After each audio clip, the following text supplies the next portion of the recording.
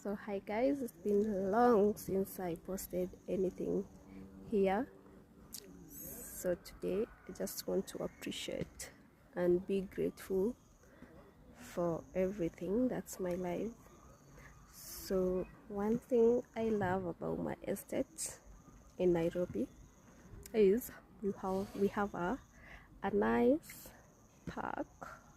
It's a big one. You can bring your kids here for just relaxing afternoon, morning, or evening, to just do nothing, listen to your music, watch the skies and the birds,